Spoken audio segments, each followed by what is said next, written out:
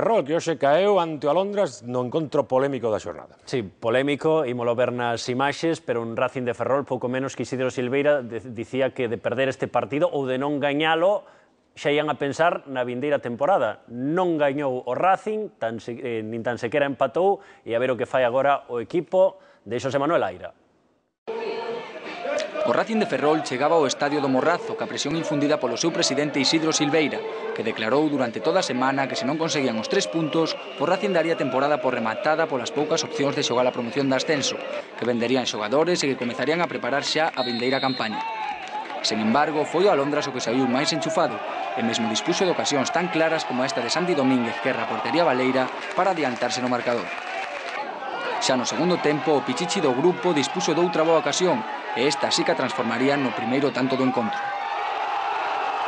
Foi entón cando o partido se voltou tolo. Un minuto despois, o Racing, que apenas creara perigo, conseguía o tanto da igualada por medio dunha testada de Dani Cabanillas. E apenas pasaran 2 minutos máis, cando de novo Santi Domínguez aproveitaba unha boa xogada de Fran para subir o segundo autogoleiro. Foi entón cando ocorreu un feito lamentable. Un afeccionado do Racing lanzou unha lata a Rubén.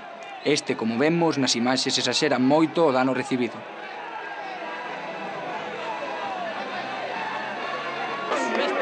Aquí está o obxecto en cuestión. Os ánimos se caldearon entre os dous afeccións e na xogada seguinte Rafa, cun bo disparo, empataba o encontro no minuto 17. Cando todo semellaba que iba a rematar así, unha vez máis Santi convertía este libre directo conseguindo o seu hat-trick e levaba a ledicia ao banquiño e a grada local.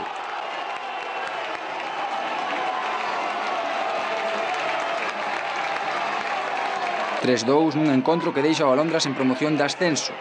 O Racing, pola súa banda, marchou moi tocado a pesar de que o seu adestrador non perde a esperanza no seu equipo.